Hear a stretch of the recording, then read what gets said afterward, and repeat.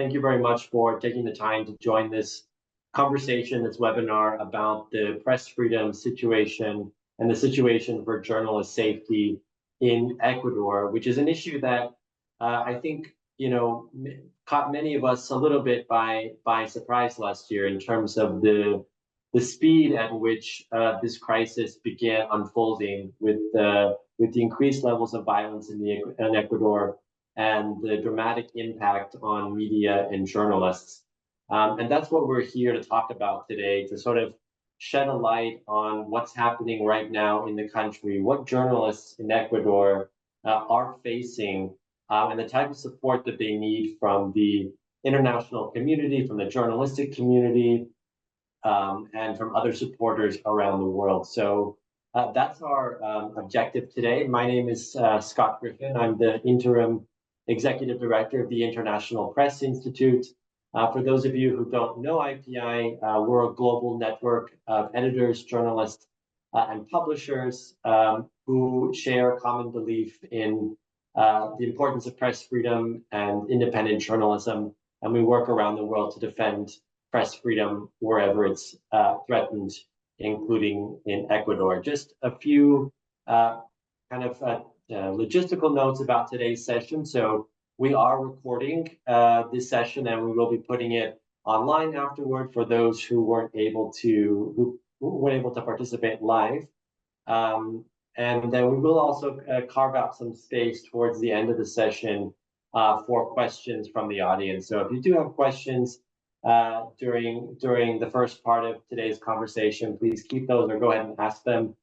Keep them in mind, and we'll be able to get to that towards the end of the day. So with that being said, I'd like to very briefly introduce our four expert panelists who we have with us today, who are all leading editors and journalists from Ecuador who are joining us this morning from the country. So first of all, we have Estefanía Celi, who's an Ecuadorian journalist covering politics, elections, and corruption. And she's also a member of Fundación Periodistas Sin Cadenas, which is Journalists Without Chains Foundation, which is an NGO that monitors how journalism is being done in the country, as well as attacks on journalists. She works for the digital media outlet Primicias, and previously collaborated with a range of other media in the country. So welcome, Estefanía. Thank you very much for being with us. We're also joined by Alina Manrique, who is an Ecuadorian reporter and editor with 20 years of experience.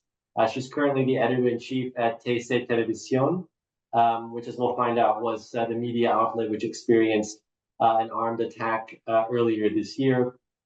She's been a reporter for a number of other news outlets in the country and has been a finalist for several awards. And she's also a professor of journalism and communication at several universities. Welcome, Alina. We're also pleased to be joined by Isabela Ponce, who's the co-founder and chief editorial officer at GK, which is an independent media outlet based in Ecuador. And she's the only Ecuadorian journalist to have won the Ortega Gasset Prize of Diario El País. She's been a finalist for several other awards and combines her work at GK with consultancies to journalists and media in different countries. Thank you very much for being here as well. And we're also joined by Leonardo Gómez Ponce from Tierra de Nadie. Leonardo, thank you very much for joining us here as well. So we have four expert speakers, and we're going to go ahead and get started. So as I mentioned, kind of the backdrop of this conversation, this session is about the rapidly unfolding situation of violence in Ecuador and the impact that this has had on journalists. And Alina, I want to start with you because one of the incidents that really shone a light on what was happening actually took place earlier this year at your television station when masked men broke onto the set of your station in the middle of a live program. And I was wondering, I think it'd be great if you could kind of kick us off today.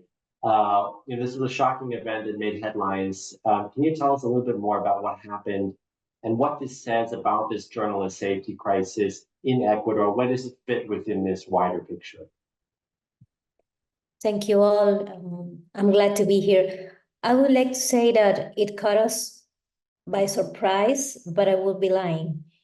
In the previous months, March 23, there were already shipments of envelopes with explosives to the media and to the media outlets, and even one to Televisión. And the police carried out a controlled detonation. So what I'm trying to say is there were alerts, but we didn't take it seriously. What I mean is these alerts, there were alerts that journalism was at physical risk. There was even talk of a criminal agenda of PPP, that's Policías, Periodistas y Políticos, as in journalists, politicians, and police officers. So there were alerts. But that day, when I was in the newsroom with my colleagues and we heard the shots, we really felt terror. They hit me, they threatened me, they attacked us, they threatened us with they're gonna kill everybody. We were trying to hide. We were in the, as you said, we were in the middle of the newscast that goes from the noon until 3 p.m., the central emission of the newscast. And we were in the newsroom. We were in the set. We were in the newsroom. And I heard the shots. All of us were looking for a place to hide. Maybe the bathroom, the restrooms, we went up, some people went up to the other floors. And I hid in the bathroom with two other colleagues. And I'm sorry, I'm a little bit nervous. Everything, I know there are some people that said that all that happened on January 9 was a show, but I was there. Nobody told me that. I was there. I heard the shots. I heard the glass breaking and the people screaming. So I really felt that that was my last day on earth. So what I'm trying to say is we kind of ignore these alerts, and everybody ignored these alerts, the police and the government and even the journalists. We didn't take it seriously until that day. That day, we knew our lives were in danger. So I think the whole world should know that this is not a minor thing. We should take seriously every threat. And that day, when everybody watched these young guys, these super young guys with a lot of weapons, threatening us to kill us all, we didn't know we were alive, because that's the last thing that happens on your mind. Do you even care about if we are alive or not? I don't think so. So we were all in the set, feeling this terror, and I know that there is no situation that you can compare with that, but perhaps what was happening in my mind was every other journalist that had been kidnapped and killed, like our colleagues from El Comercio on 2018. And you know that this is happening. So that day was the day that changed it all. That day, for all the journalists in Ecuador and for all the people in Ecuador, we kind of address that danger, that the danger is real, that we were like a sitting duck for organized crime and for everybody, that we were in risk. So Alina, what do we know about what do we know about the people, about the men in this case that stormed the television? what was the motive in this case? Why did they choose to carry out this attack? Now we know that they were tiguerones. That's what they keep saying. Something like the mob has power, we are the tiguerones, and the government can do nothing to us, and some stuff like that. But afterwards, we kind of there were a lot of theories about why they picked ese Televisión. And you can, well, I had access to the declarations of these guys because they were all arrested. And they say that somebody is paying them, somebody paid them to get the job done. And while we were on that situation, we didn't hear demands, something like give me money or free this guy, but we clearly, they said, the mob has power. So I believe that what they wanted to show to Ecuador and the whole world was that they had power, that they can do that. They can spread the terror live if they wanted to. You know, maybe they did want to shock us, not to kill us. Because it's really easy to kill a journalist in Ecuador. And I would like to say that it's not that we are journalists and that's why they want to kill us. It's like everybody's in danger. From the point of view of the organized crime, it's really easy to kill somebody because the flaws on the state. As I said, we kind of normalize these threats, these envelopes, these explosive, we kind of normalize that. So we didn't take it seriously. So for the organized crime, it's really easy to attack a TV station or any media outlet because we are not really protected. So that day, they didn't have clear demands, but they just keep saying, we are the Tigrones, we have power, and the government can do nothing to us. And they received orders from some guy in a cell phone. So I think it's pretty clear that they want to spread terror, and that's all. That would be all. Thank you, Alina, for sharing that story. And I think so. We had this horrific act that you had to live through, and I want to turn to Estefanía maybe now to kind of let's take a little bit of a step back, and if you can help us situate this particular event in the context of this rising violence in Ecuador and how that's affected the media, in part through your role at Periodistas in Cadenas.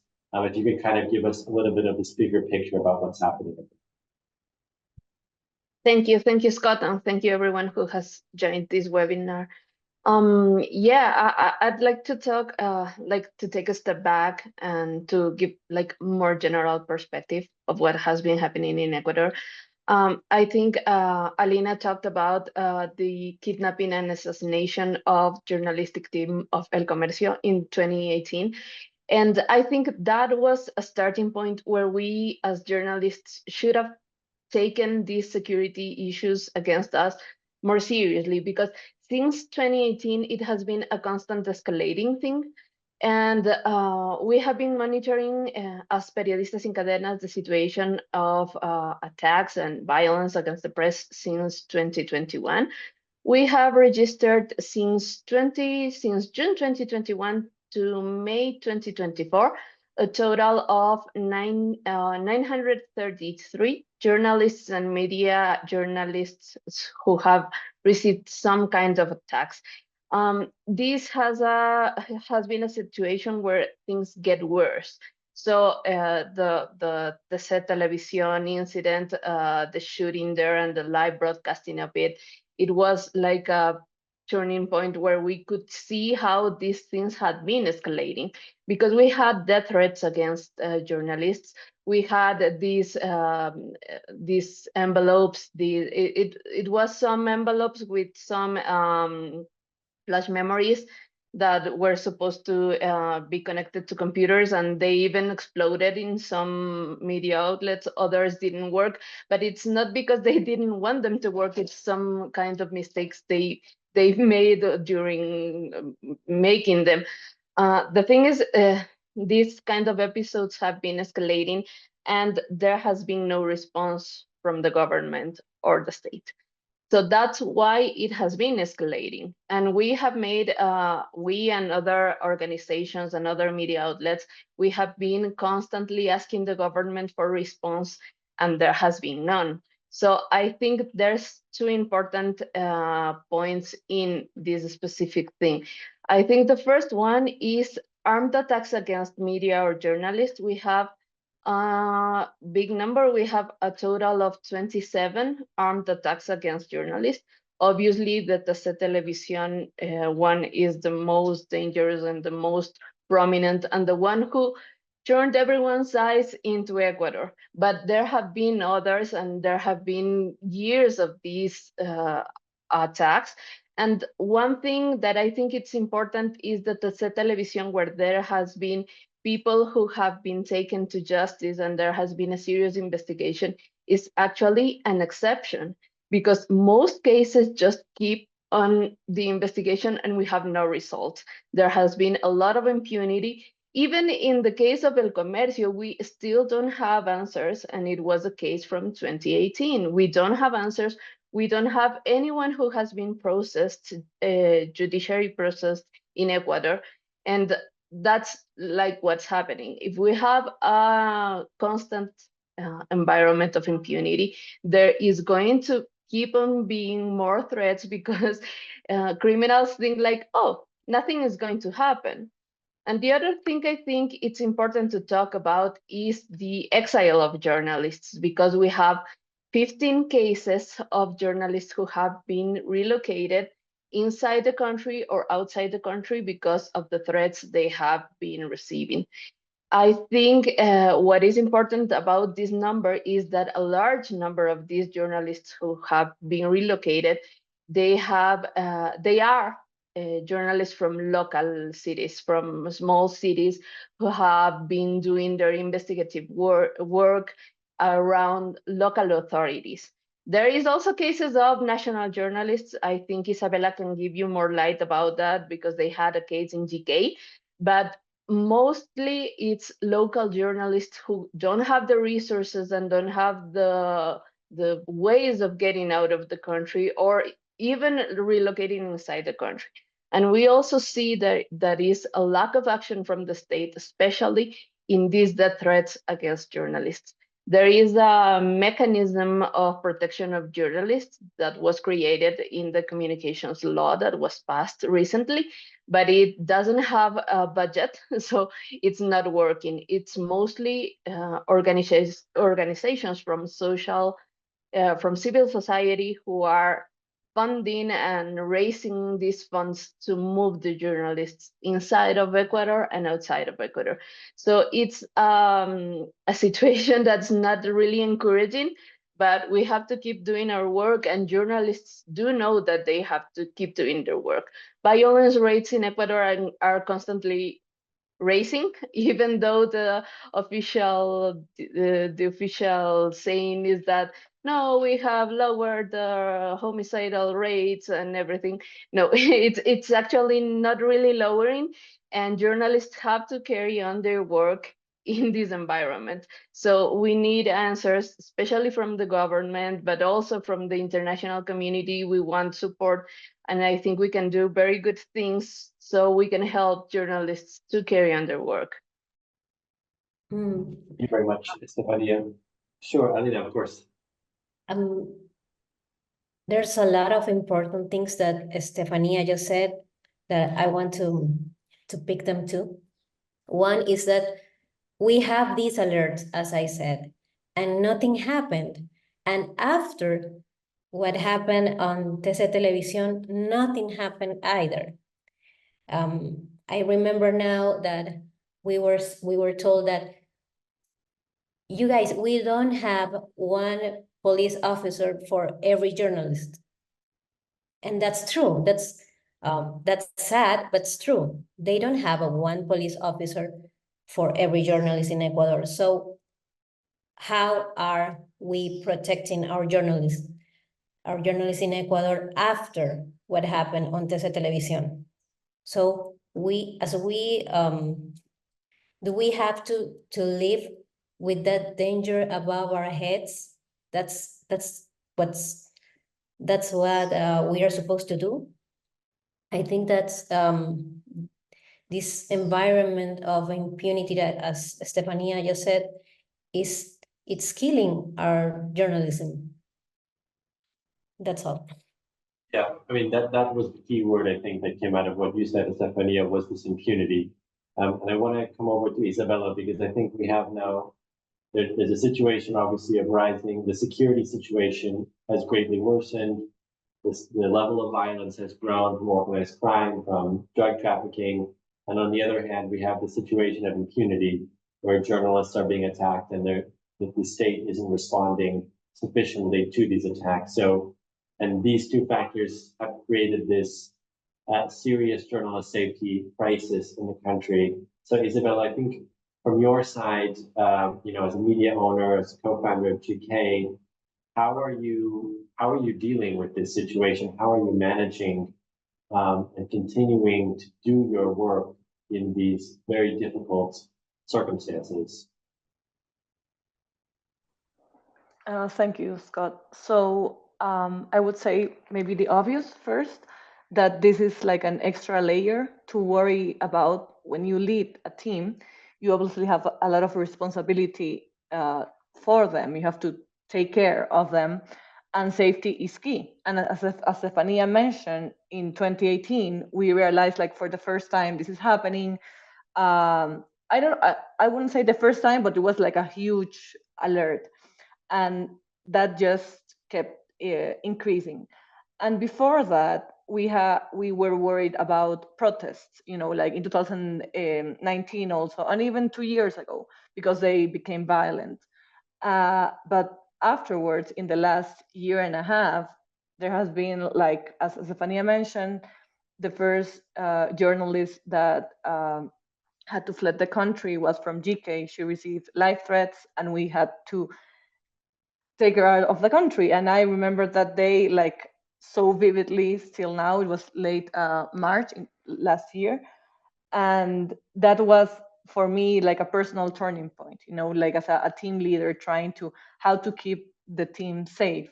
And before that, other things had happened, like digital threats in some hacking or stuff, or we also, it's usual to have these legal threats that you are used to as a journalist, to receive complaints from sources that are not happy of what you're publishing. But now these threats come from criminals, and now you obviously feel more scared because you don't know what to expect in that case. So it's like, as I mentioned, like an extra layer to worry about, that has the digital part, the physical part, the legal part. You also we have received extortions, this kind of threats. And besides the extra stress and worrisome is a budget. You need an extra budget to take care of your team, because there are things. I remember sitting down with someone who worked in a press freedom NGO in the States, and he was asking, like, but can you explain a little bit more specifically? And I said, yes, we need money for, safe transportation.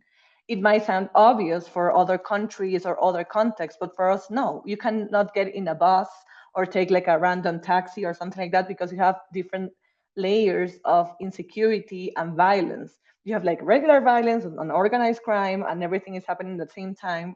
So it's multi-threatening country and context. And that day that Alina described, I absolutely agree that it was like a turning point for the country and for journalists. It was obviously a trauma. I think it's like a collective trauma for us. And we were in the newsroom, and suddenly someone knocked on the door. I was in the meeting room, and we went to see live what was happening. And I remember actually thinking Alina works there, and I text her, and then I saw her in the screen. So it was like, it was so it seemed like I always compare like Gotham City or something, like you don't understand what is happening, and then trying to I live in Quito, but I'm from Guayaquil, and I was calling my father, seeing where he was, because I had to go from one place to the city to the other one. And I remember calling someone from the police asking for protection for we only have one office. It's not like a huge building or something. And I called them and asked, this is happening. Do you think you can send someone? Because I already had like a panic button in my cell phone from months before. But they said, we don't have enough policemen, like we can't do anything, as I think Alina mentioned. And it's you feel really helpless, like, and in my case, or in the case of media owners or editors, team leaders, you feel the responsibility of taking care of your team, like you are the one who needs to do something in order to keep them safe. And that has been like a priority in the last year and a half, trying to have this mindset, because I don't think it's like one thing, separate thing, but a holistic approach. But it's really a lot to deal with, because you have so much more issues to face and so much other things to do. So it's been like definitely the worst 2 years of doing journalism, and I've only been around like 16-17 years doing this, and this has been by far the worst of our career. And I think my colleagues will agree, it has been like too much. Thanks for sharing that perspective, Isabela. And I think it's not only the safety risk, but also, as you said, everything that you have to think about now.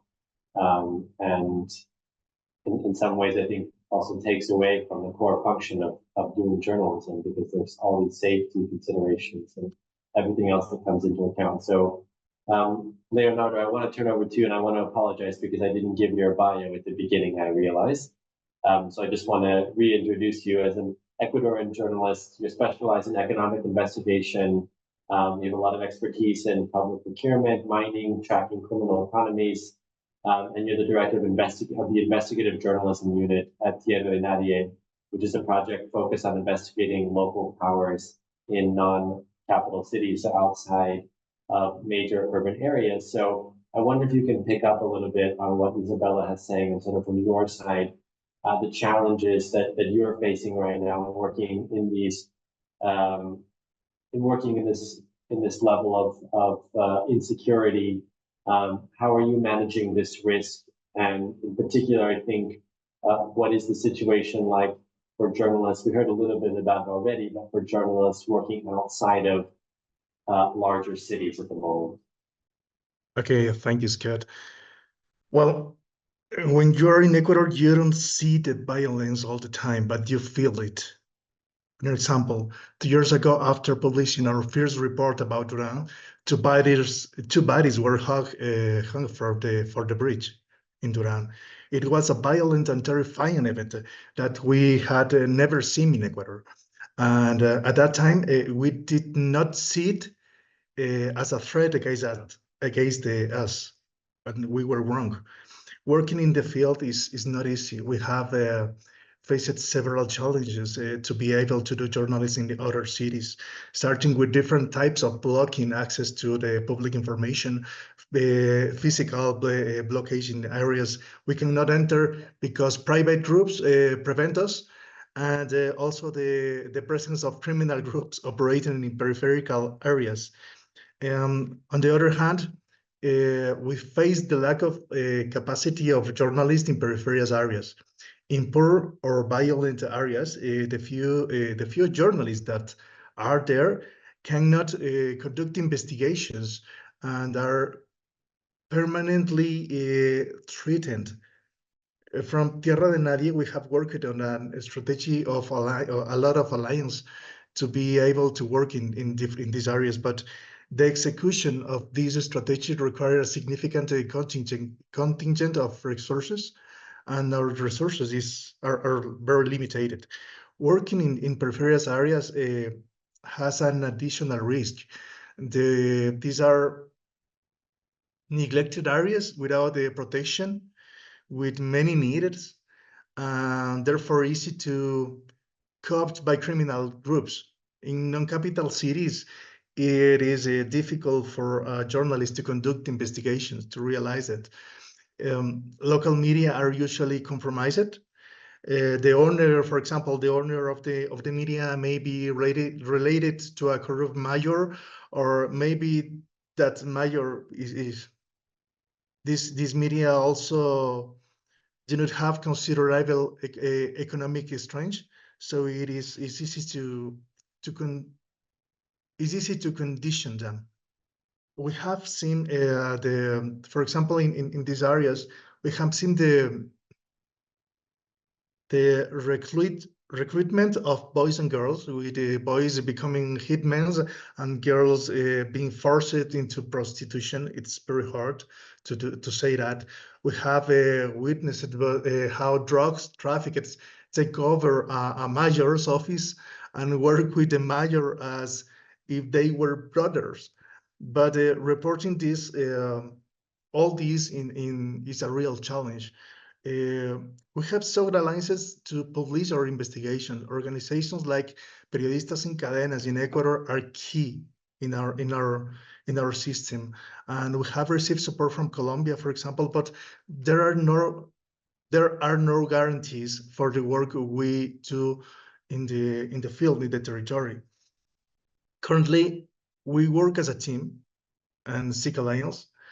We have a very united group. We are a unit in this space in the country, but we implement real-time monitoring protocols for each operations, and sometimes we do it with the support of journalists from other countries.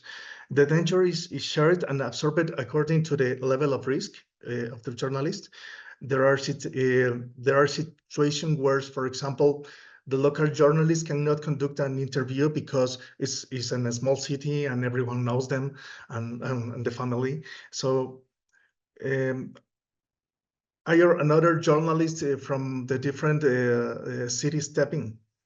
Perhaps because I live in a capital city, I absorb most of the risk, and it is part of the responsibility.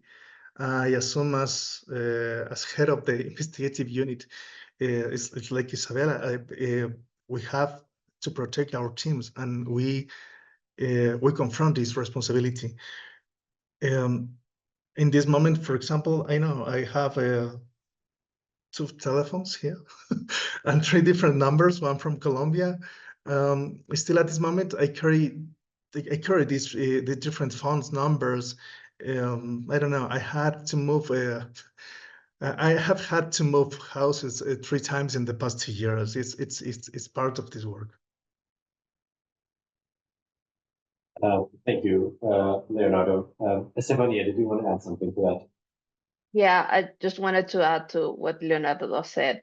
I think the situation for local journalists, or for journalists that are working in small cities, is specifically and more dangerous because we have been shown in this past year, maybe through judicial cases, the connection that's been existing for years between politics, the judiciary system, and organized crime. So the penetration has been this big that we journalists, we don't know who to trust. So when you approach a source, you are really almost like blindfolded. You don't know if you can trust them or who are they responding to. So the whole process of reporting and creating sources has been also like infiltrated through these organized crime gangs or whatever they are called.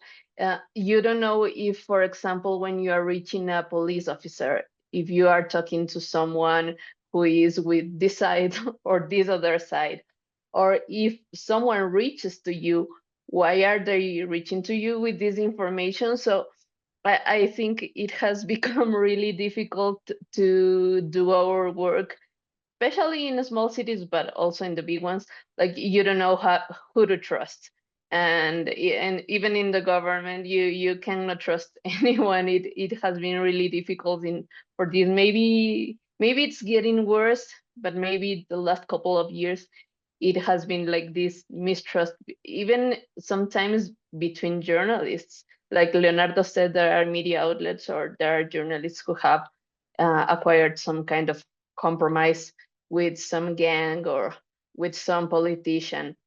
But I think we can also talk about what has had a positive impact. We have seen, for example, cases of journalists in Manta, that's a coastal city, small, not that it's a big coastal city, but compared to other big cities in the world, it could be considered small.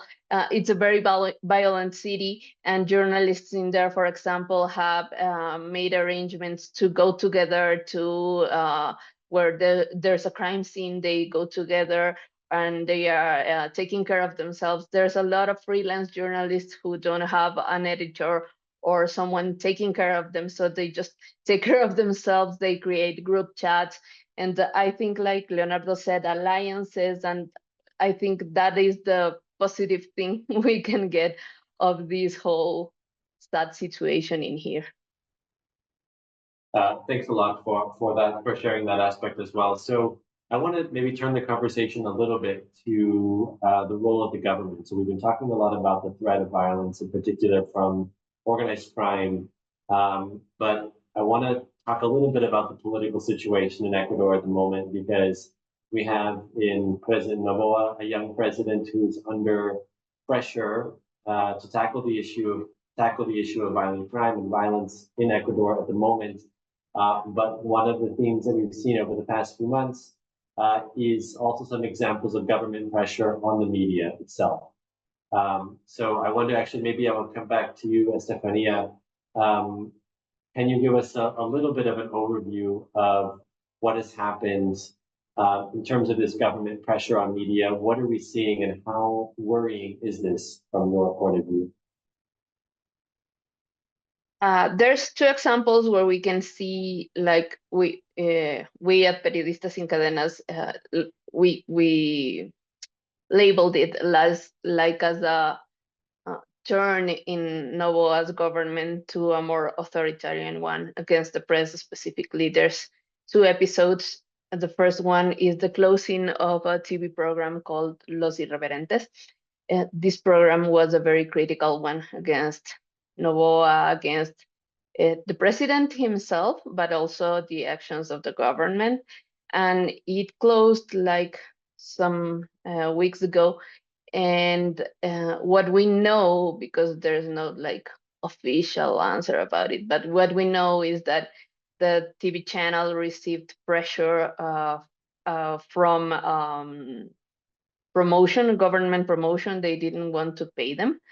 And they keep pressuring, like, lower your tone, like, be careful with what you say. And they ended up putting so much pressure that the TV channel just decided to take out of the air this program. The second one we had is the withdrawal of the visa of journalist Alondra Santiago. She's a Cuban Ecuadorian journalist who had been living in here for more than 20 years. He is a journalist with a political line, really identified, a very leftist wing journalist, really near to the sector of ex-president Rafael Correa. And for that, she was a really critical journalist to Daniel Noboa and his government.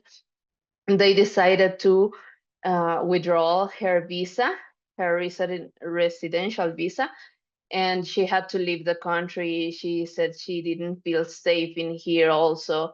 She tried to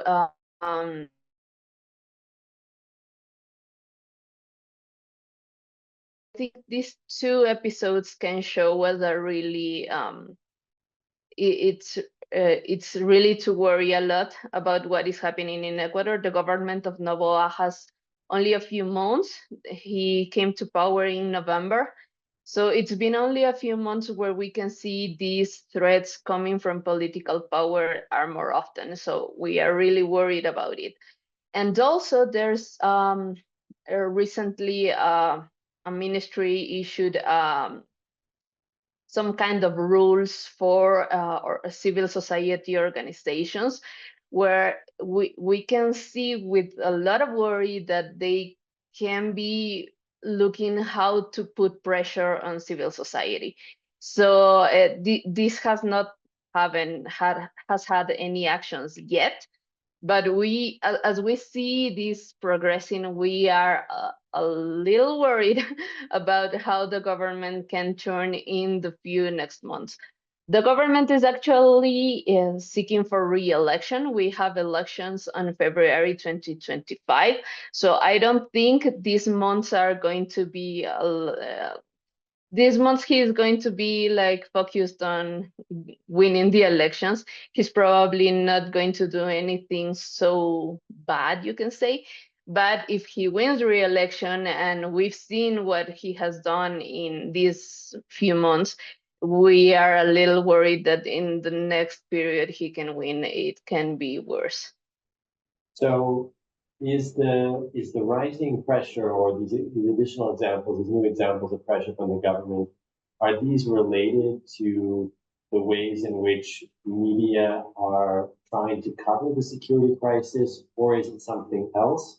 And the second part of the question is, besides the physical threat, how free are media, or how able are media right now to cover the ways in which the government is responding to the security crisis? And are you concerned that that will change over time? Is that part of the issue, that the government wants to kind of, control the message around the issue?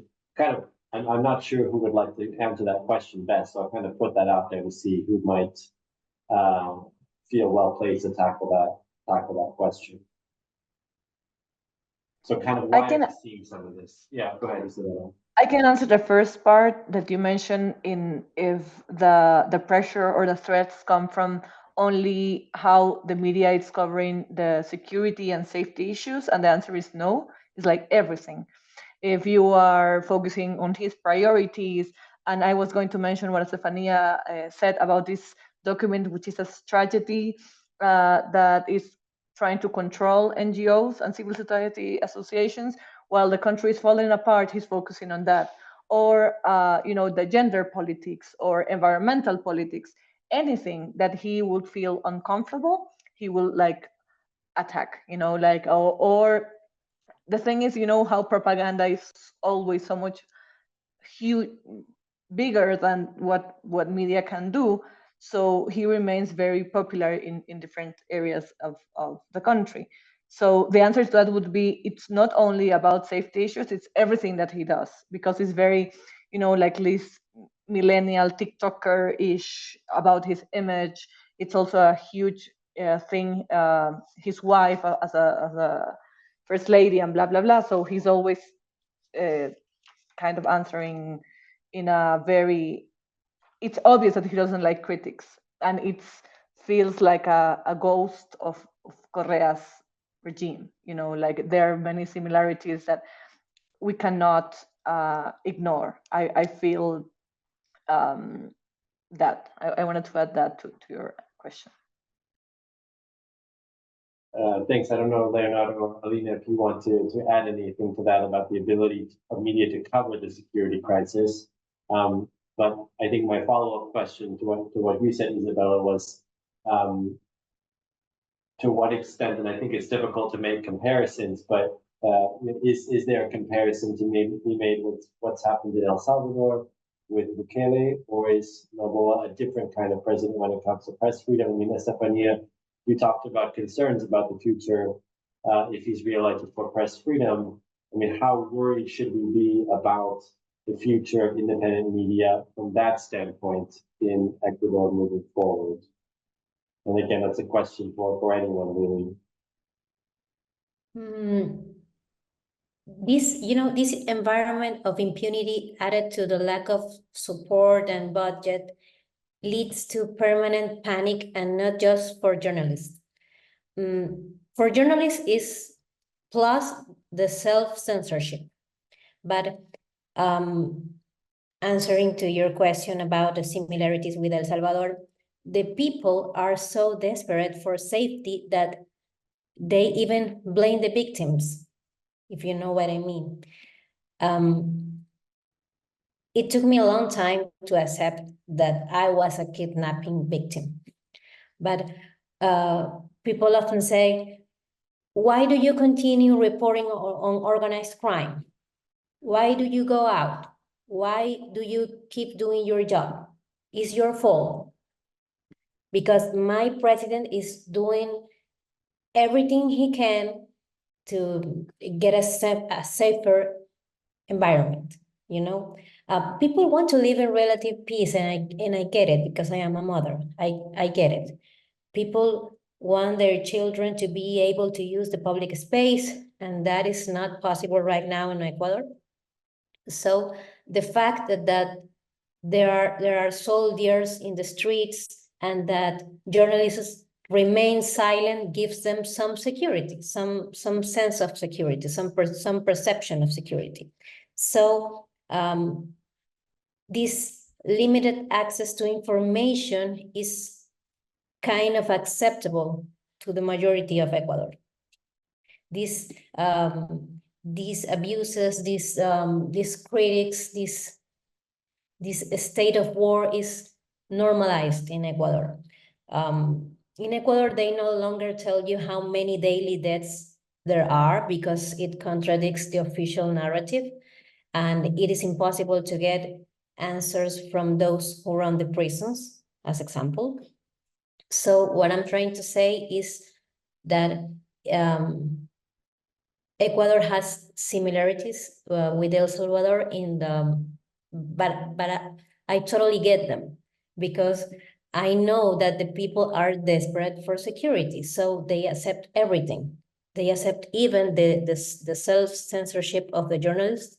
They accept this limited access to information. They accept the soldiers in the street. They accept to blame the victims, and I don't see that will change in the short time. Even the people is happy when see the militaries in the streets. They feel really glad. The people in Ecuador are willing to sacrifice their freedom in exchange for security. And we have in danger because the president of all plays for a strategic standpoint. He does not mind something a journalist if this allows him to gain political benefits. His strategy is to occupy journalist spaces to have direct communication with the population. But by occupying those spaces, he imposes his own narrative. There is a strategy where he's constantly bombarding audiences with different scandals at such a speed, their narrative, and focus on the discussion of what is being said rather than investigating what is happening. Unfortunately, it is very easy to it's very easy for the press to take debate. We have weakened media system in this moment, with small groups of journalists and independent media outlets making biggest effort to do investigative journalism in the most rigorous way. We have great examples of good journalism in Tierra de Nadie, GK, Plan B, La Barra Espaciadora, but the strength of each is limited, and we could hardly confront a situation of confrontation like we experienced during Rafael Correa, and we can't confront a situation like a Bukele system. We don't have the strength in this moment. Everything that happened from 2018, maybe before, from 2018 until now, until this year, led to permanent panic and this self-censorship that apparently nobody cares about. As long as it's like people in Ecuador is saying, as long as we have some level of security, we don't care about the journalism. I just wanted to live in peace, you know, and that's so dangerous for me as a journalist. That's so dangerous that the people cannot assess the importance of free journalism. Yeah, not assess. Yeah, go ahead, Isabela. Go. Oh, Estefanía, sorry, go talk. Yes. Thank you. I just wanted to add that this whole violent environment and this, it is easy for the government to put on their agenda and put on their propaganda because they have a really good use of social media. And in this violent environment where all of the news, it seems like they are sad and they are bad, and it's generating in people a really bad environment. So people just say, I don't want to watch the news. So people have been evolving into this. I don't want to hear the news.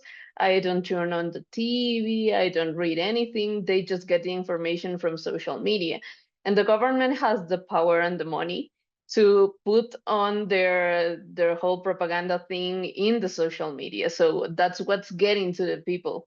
People are constantly consuming, you know, TikToks and Instagram reels and everything. They have in the government, they have a really good strategy. They choose different messages for each platform. So people are constantly saying like, oh, I see what the first lady is doing. She's doing this, she's doing that. And they also get like caught in this celebrity thing about the first lady. She's running for a marathon. She's training for a marathon. She wore this amazing dress. They had the baptism of their second kid last week, and they are the president and the first lady are getting like this sort of celebrity thing where they get all this coverage about everything they do. That's not something that has happened in the last maybe 3 governments. Even Korea didn't get this much coverage of his personal life. They use this personal life to get like public opinion turned to what they are doing in their private lives more than what they are doing, like they were really doing their actions they are really doing. So I think they have been very good in this management, but it's something that's not good for the press because people just stop reading what we do. They just don't care about what's happening. They just stay with the official propaganda thing. So I want to ask, kind of as we come to the end, I mean, how can we, given all of this that is happening, how can we, and by we I don't mean just IPI, but the wider international community, the international civil society community, other states, how can we best support journalists right now in Ecuador? What is the most important type of support that you need at this moment?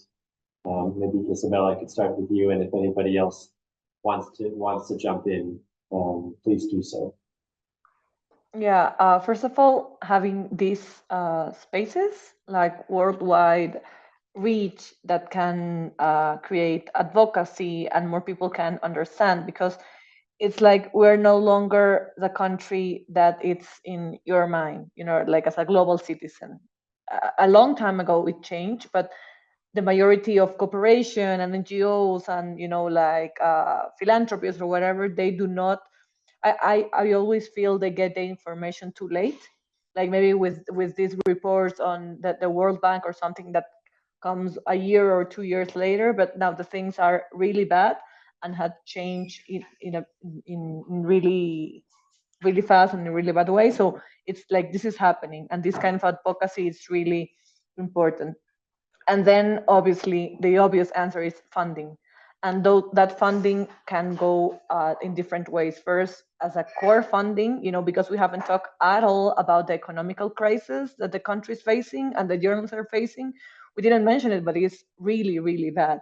But then you need this funding for safety, which is, you know, and I was saying before, it's like as a holistic approach, from physical safety, from a vest, a helmet, but also what Estefanía and all of my colleagues said, like how do we create this network in order to take care of ourselves? Or there are journalists that don't even have a computer, or like a personal computer which they need to work with. You know, like there's like so many layers of this holistic safety that has to be addressed.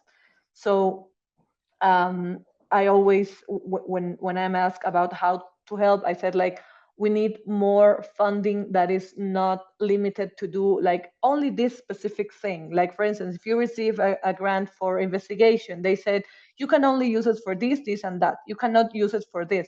But we as journalists know better what do we need in order to do our job. So there are these things like being more aware of the conditions of the local journalists in order to address the problem. And I wanted to thank you, obviously, for this space, because I think it's important for more people to know the situation. Thanks, Isabela. Before I pass it on to the others for any additional comments about what type of support you might need, I just want to note one question that we have from the audience, which is about the National Protection Mechanism for Journalists. So Miguel was asking, just for a little bit more information about that. You know, when was it created? How does it work? And how it can be improved. So I'll put that question out as well to you. If anybody would like to answer that question or add any information to that, and then again, any sort of last answers about the type of support that you would need. So I don't know if anybody else wants to jump in.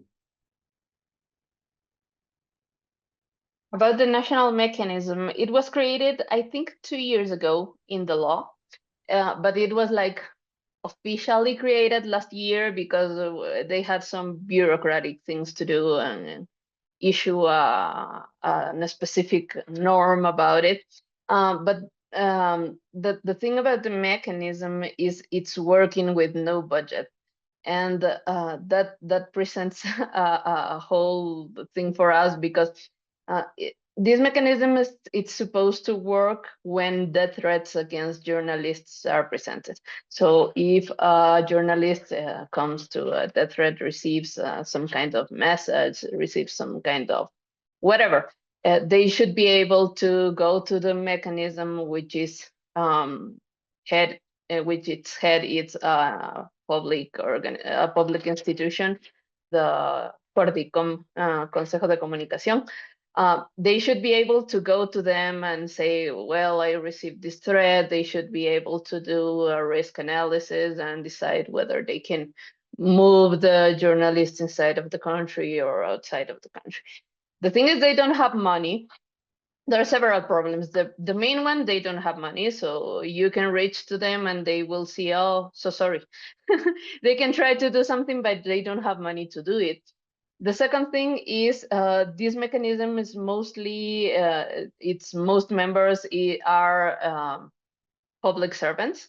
So they are from different institutions, the Attorney General, the Consejo de Comunicación. I think they have someone from some ministries, and there's no, they change a lot. so they don't stay. They can't get like this knowledge about them, about the thing, because they are constantly changing. So that's the bureaucratic thing, you know, that happens in all of Ecuador system. And the third problem is we do have a representative of civil society, but he also doesn't get any payment. So he is the one doing most of the work, but he's not getting paid for it. So when the threat happens, what has been happening is that civil society has to take action, and we have to look for funds for relocating a journalist.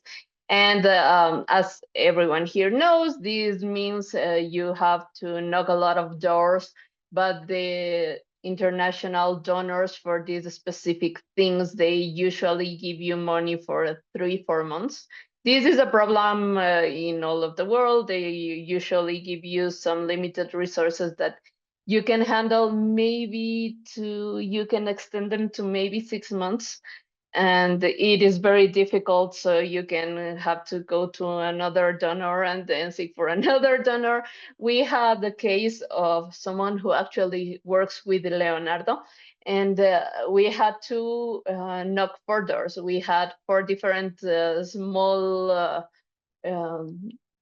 would you say they're grants? I don't think they're grants, but we had 4 small donations for him to be relocated 4 times in a period of a little bit more than a year. And it is difficult also to manage the expectations of these journalists, you know, because they want to keep working. They want to keep working, they want to keep doing their job, but they can't. They are far away from their homes, they are far away from their families. Sometimes that is very difficult. So that's why we need also the resources for the mechanism to work, because this should be a work being done by the government, not by civil society. And the answer we usually get is also the mechanism should also seek for international support. They are not trying to assign some budget from the national budget. They are just trying to get it somewhere else. Thanks, Estefanía. Leonardo, Alina, any last comments from you as we wrap up this session? Perhaps the international community could help, perhaps in protocols. I have to say, I have worked with Leonardo in Tierra de Nadie, and as already said, in Ecuador, they don't have enough budget or resources to protect journalists and people in general. So against self-censorship, and if we want, against all odds, continuing doing our job, we have to state some protocols, like call me, give me your location, please be careful, you call your friends if you're in probably danger, I don't know. And but the international community may help with these protocols, like the things that do forbidden stories, or the I think it's the reporters' response, or the CPJ, or the ICFJ, or organizations that if they cannot give more resources, as Estefanía just explained with so many details, at least the protocols may be useful to continue doing our job as a journalist. And also these kind of spaces to let the people know that journalism is important for democracy, for societies, and they cannot settle just with the security, as I just said before. Thank you, Alina. Leonardo, do you want to close it out? Yeah. Okay, at this moment in Ecuador, there are significant efforts and major projects, but the system is weakened, and we have much to do in an integrated manner.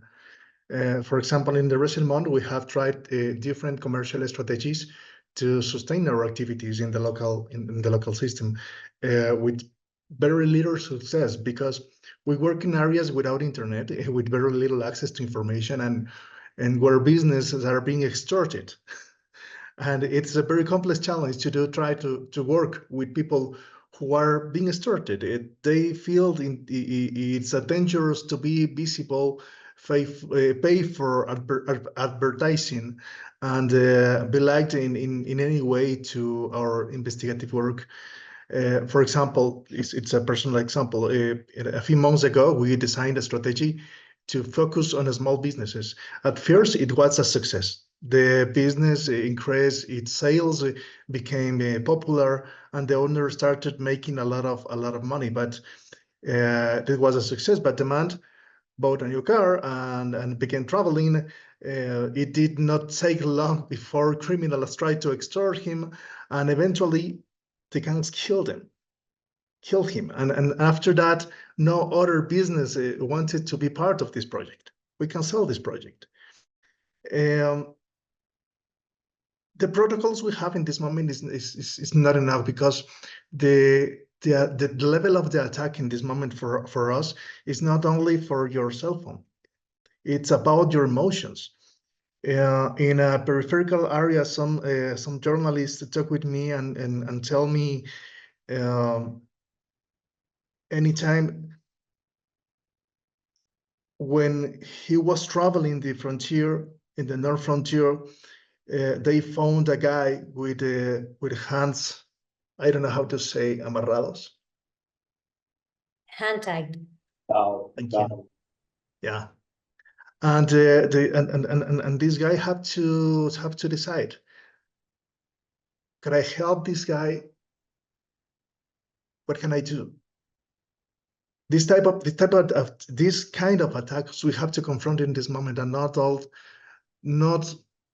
it's difficult to say that, but the typical protocols to protect us is not enough in this moment. So Mhm. So you have the physical risk, the digital risk, and also the mental health risk. And The legal risk.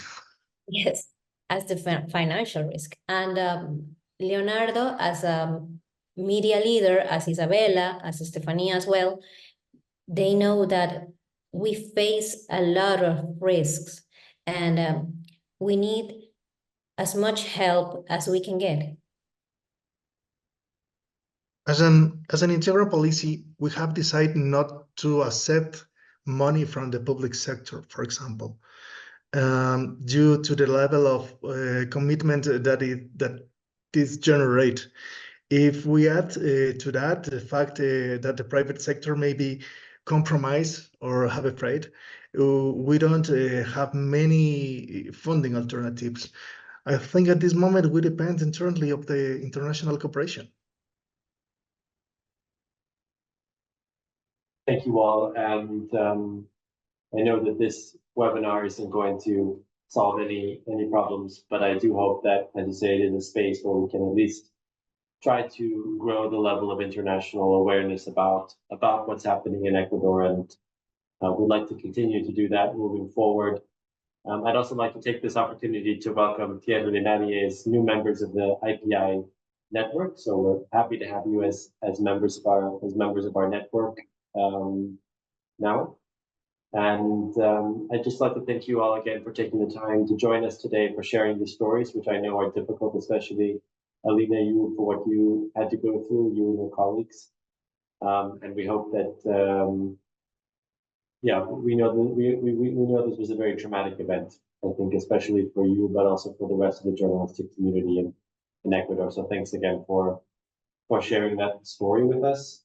And I'd like to thank everyone who joined this webinar today as participants to hear these stories and for your interest in what's happening in Ecuador. As I said, we will put this webinar online so that those who weren't able to join today can also hear these important testimonies from the country. So thank you all again, and we wish you all the best from here in Vienna and for wherever our participants are today. So thank you again.